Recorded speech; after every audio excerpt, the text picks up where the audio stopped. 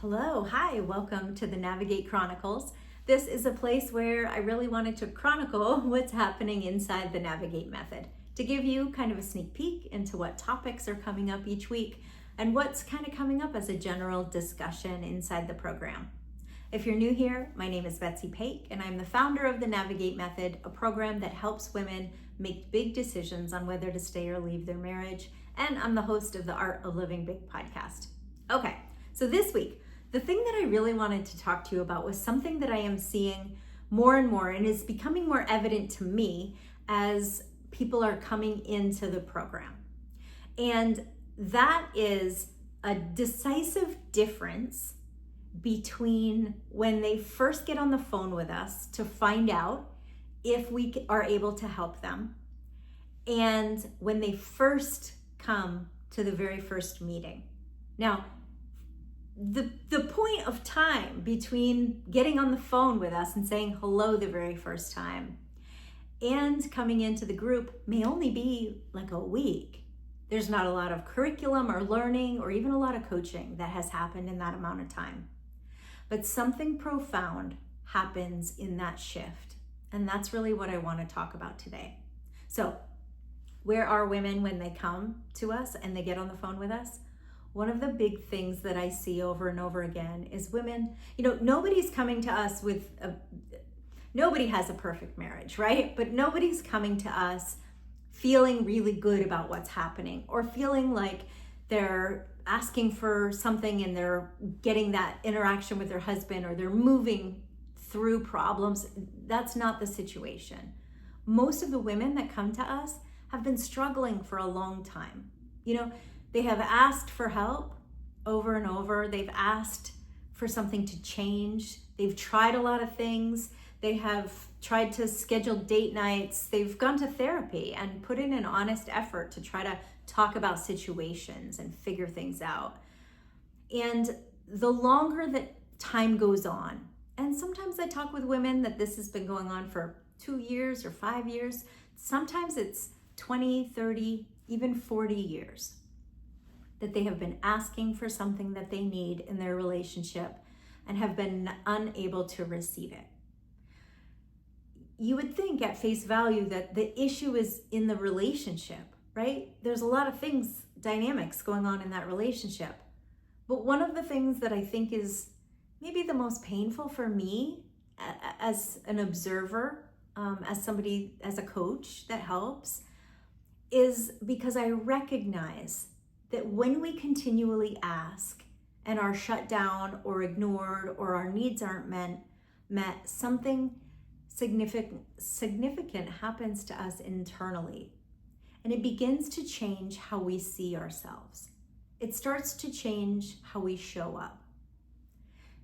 There's that story, and I don't even know if this is true, but about an elephant, and the innkeeper, the zookeeper would put a big chain around the elephant's foot so the elephant wouldn't get away. A way heavier chain than the elephant would need. And the elephant would struggle and pull and would never be able to get away. And soon the elephant keeper could just put a rope around its leg and it would pull and try to get away and untangle itself, and it was never able to because the rope was just too heavy.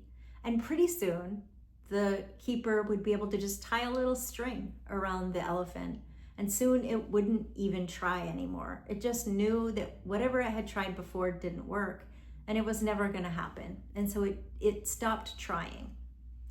That is sort of encompasses what I see.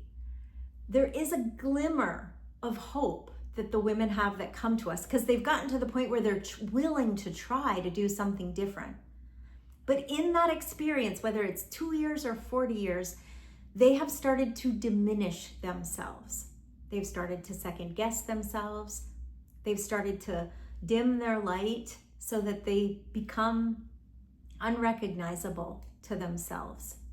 There is a version of them from when they were younger, maybe when they first met their husband, that is quite significantly different than the version of them that shows up on the phone with me. At this point, they've started to be quiet in places where they would have been loud. So many times I hear them talk about that they don't even know what they would want. Or I hear them say, like, I just don't even know what brings me joy or what makes me happy. This is such a common thing.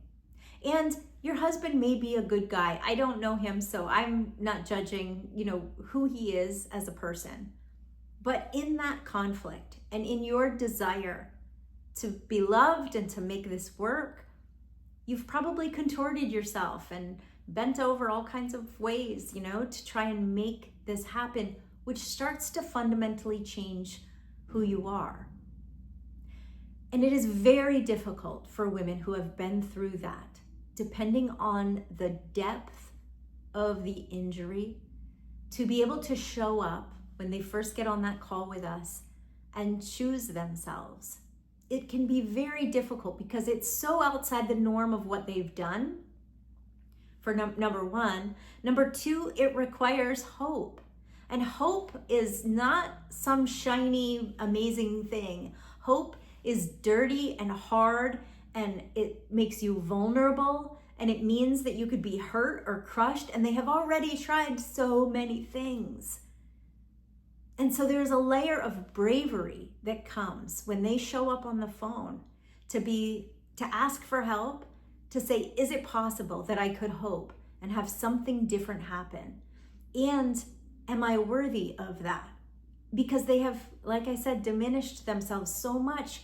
There is a component of it where they're like, I don't know, I might not even be worthy of it. It's unconscious. I don't think anyone's coming and actually saying that, but I can hear it.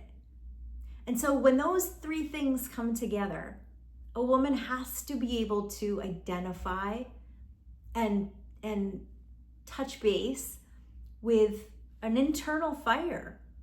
And I think that every woman has this.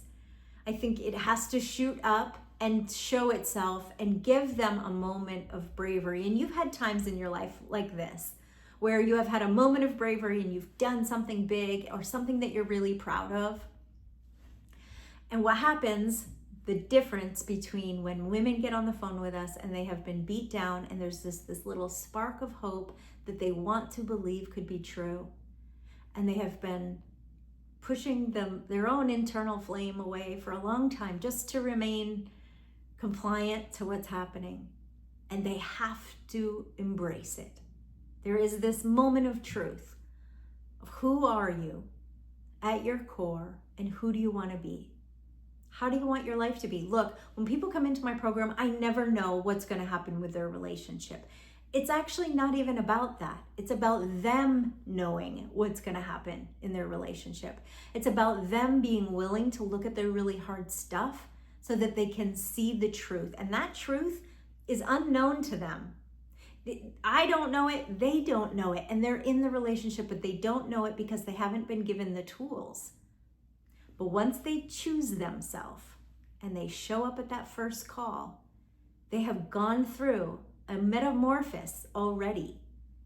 And that happens when you say to yourself, I am worthy of something different. You might not know what it is. It is an internal, not this, not this.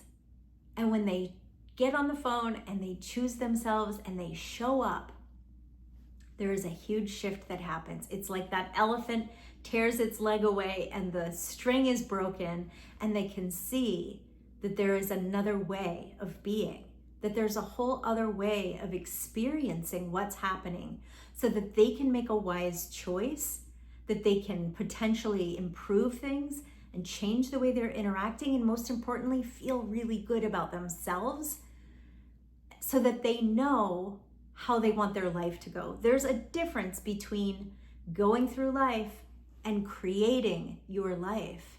And I don't know about you, but I know for me, when I'm an old lady laying in bed, about to cross over to the other side, I want to look back on my life and go, hell yeah.